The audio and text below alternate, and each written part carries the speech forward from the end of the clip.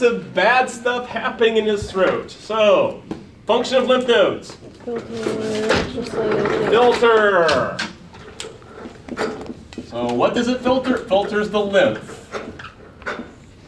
And why am I filtering the lymph? Keep pathogens. To keep pathogens, to stop germs, to stop pathogens. And again, next week we'll go more into what we mean by that. So I'm cleaning the fluid. So now we've got to figure out this whole lymph node thing. So I'm going to have to show you a picture about the lymph nodes. Up and down, up and down. So we're going to look at the nodes, the filters. They're not everywhere. They're only some places in your body. So here's a picture. The green dots represent the nodes. So they're in different locations in your body, not everywhere. So let's see if we can figure out where they are. So which one? The one? I can't figure this out. So cervical nodes, where are those located? That'd be your neck, right? Those are the ones you feel in your neck. Where's axillary going to be? Armpit. Armpit, good. Anyone get supratrochlear? Anybody know what that is? Oh. Above your elbow, right? Abdominal, pelvic, inguinal. So they're in different locations in your body.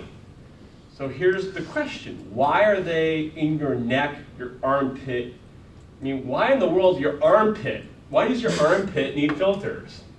No one cares about an armpit. You sweat it out. Possibly. So what's the goal again of our lymphatic system? We're trying to clean the fluid before it gets where? Blood. The heart, the blood. So look at here's headquarters, right there. Okay? My job is to keep bad things away from that. So let's pretend you get cut in your hand, which you do all the time. Where are those germs going to end up eventually? Armpit. They're going to go up my arm, and they're trying to get to the heart. They have to go through what?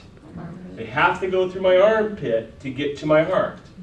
So what better place to filter them out than in my armpit? Because everything's got to go through an armpit at some point. Make sense? That's good life advice. Right. Remember the Westerns, cut them off at the pass? That's the logic. I can't keep things out of your hands, but I can sure keep them away from your chest. So you're ringing your thorax with nodes because you want to keep stuff out of the vital organs, like your heart, your blood vessel. You'll sacrifice your hand to keep your heart from getting infection and to keep it out of your blood, right? So if something is in your foot, because you're diabetic, where's a place I can go between my foot and my heart to keep things out? Inguinal. I can go right to my groin, because there's lots of things happening in my groin that I'm going to keep out. Right? So tell me what the abdominal nodes would be keeping out from where? Stomach. Stomach. How could something be in my stomach? You ate something, right? Okay? So try this one then. Why are they in your throat?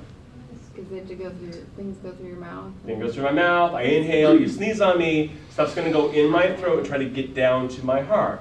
So you're trying to surround the organs with these nodes to protect the body part, the core. So we go back to Michael and Daniel, his little case study. Right? So he has lymph nodes that are swelling in his neck. So they have a name. What do we call the lymph nodes in your neck? Cervical. Cervical nodes. That makes perfect sense to me.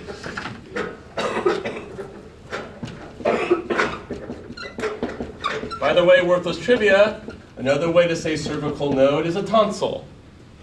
Tonsils are one of those. Not all of them are tonsils, but some of them.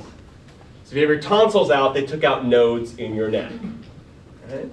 So what does a swollen node indicate? Infection. Infection. I'm filtering infection. Because that means there's more white blood cells in the node. I'm getting bigger. There's more troops at the front, which we'll learn next week. Right? So I'm filtering more fluid, therefore my node is going to get bigger to filter more.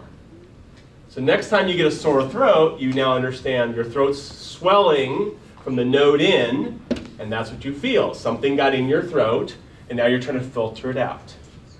Make sense? So let's think of a disease someone gets that affects a really bad throat problem. Strep throat. Very good. So Daniel probably has strep. So how do doctors confirm strep throat? Swab. Swab the culture, right? They have to take a swab in there, which makes me throw up, and they bill me a bunch of money later, right? So they're going to culture your throat to see what's growing in there. So let's see what happened in step number 5. Congratulations, Dan. You have strep, right? Okay, so now here's the question for number 5. How does strep get spread? Any of you future healthcare professionals know that answer? Licking the floor. Licking things, yes. Saliva. Spit. Saliva. Those kind of things. So now think about where you'd come in contact with saliva. What part of your body would probably let saliva in? Your mouth. Your mouth. Okay. So which nodes would be the first ones to filter out mouth problems? My throat.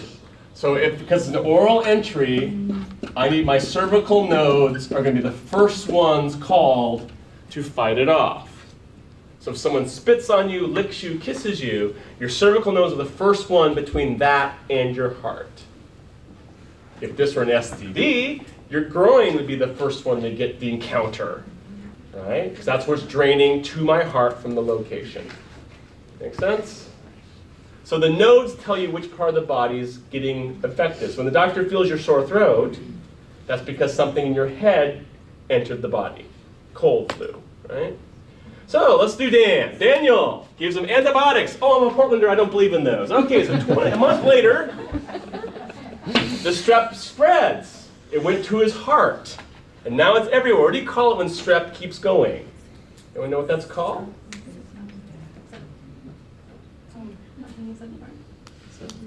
Well, besides that, this is actually called rheumatic fever.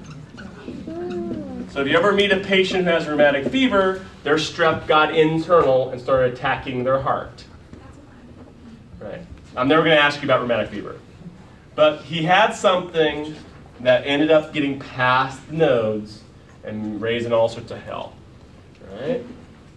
But strep is going to make his throat get bigger because that's the part that's going to intercept the stuff. Make sense? Okay. So if that made sense to you, let me add one more piece of detail.